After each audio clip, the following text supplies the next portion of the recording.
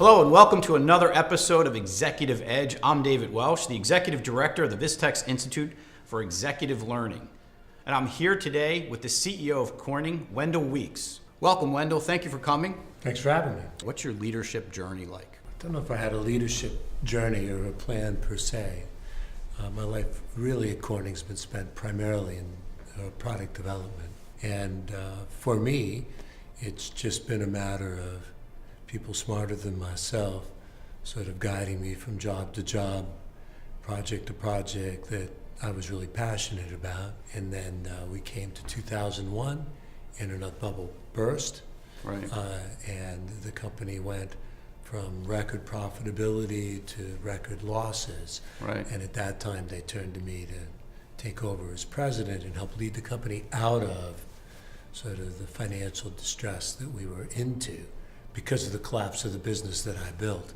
Right. And so until that time, really, I hadn't had many thoughts one way or the other about how I'd lead the company. So sort of as in extremis, found my way. So looking back on those challenges, is there anything that you would have done differently? Oh, of course. In retrospect, I think the top thing has been that it is in kindness that you find sort of the best lessons of leadership. Right. It's this great Plato saying, which is that be kind to everyone, for everyone is carrying a terrible burden. And Great advice. what I found having to restructure the whole company ended up with many people's lives changed forever. Right. And so that now, even 15 years later, and unparalleled success for the company, I still look back at that time and sort of the pain that was caused. Is there anything that you rely on a daily basis that keeps you motivated? I spend 60, 70% of my time still working on small innovation teams to develop next generation product. And so if that's what you do for a living, every day is relatively new. It's super exciting, working on first in the world products and trying to find different ways to fundamentally do life-changing innovation for the world. And boy, if you can get a chance to do that for a living, you're a blessed person. I saw the video, A Day Made of Glass. Uh-huh. So tell me a little bit about that. Is that the future of Corning?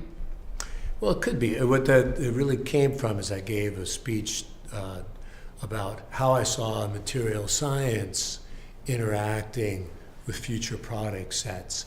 And this people found compelling, so we ended up turning it into a video that has had just millions and millions and millions of views. That's great. So what that really is it's an invitation to collaborate. So this is our vision of how the future could evolve. And there's some particular material science challenges in that. Right. But more importantly, do you share that vision? Right. And if you do, then come and work with us, come and collaborate with us. And that invitation has really worked. I would have never come up with the idea to do the video. Right. It was my folks that did, and it's become very compelling, and we get approached by people all over the world Right. coming to us to try to make different of the products that we envisioned there true and help wrestle with some of the key challenges to those particular types of innovations. How do you see yourself? What type of leader, if you were to look kind of, across all the spectrums of leadership, where do you put yourself I in? don't think that I think about it that way. Okay. I tend to think about it as, maybe I'm an overpaid applications engineer, I don't know, but I tend to think about it in terms of how do we do just fabulous product that helps make the world a better place. Sometimes it's in small ways. Wow. Right, to try to make it be so that your phone doesn't break when you drop it.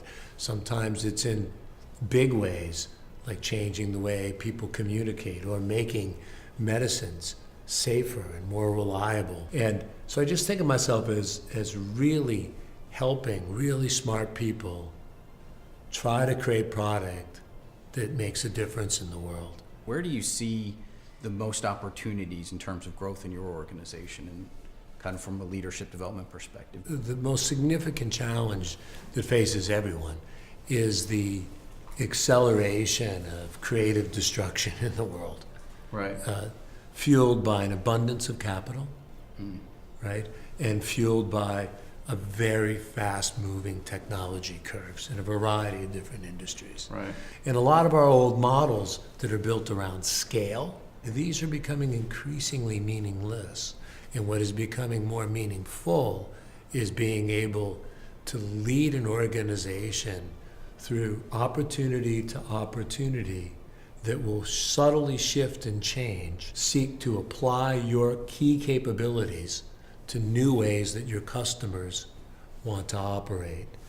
And that takes an adroitness and sort of willingness to constantly learn, which would be the top thing I'd encourage someone to do. You've been doing this, we said, for 34 years. Yes. What are some of the trends that you've seen over the years? Globalization and the interconnectedness of the world's supply chains, the world's markets, is such that there is no going back from that. Right.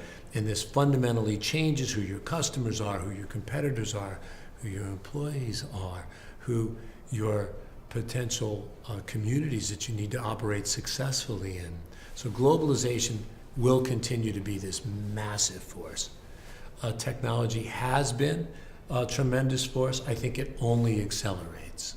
Right. Right? And the reason it only accelerates is because that ability to understand customers at an individual scale gives rise to an opportunity set to serve them better and uniquely, but also gives you unique challenges, which is now they can express themselves More information. in a way that affects you tremendously. Tell me a little bit about your education and kind of how important you think that was to your success. Learning how to learn matters a tremendous amount. Big hunks of my time every day still go to learning new things.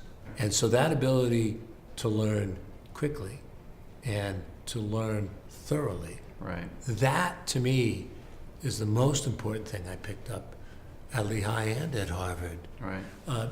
What you learn becomes outdated. Usually, if you do anything in the technology Right. end of things, it's got a half-life of value of less than a decade.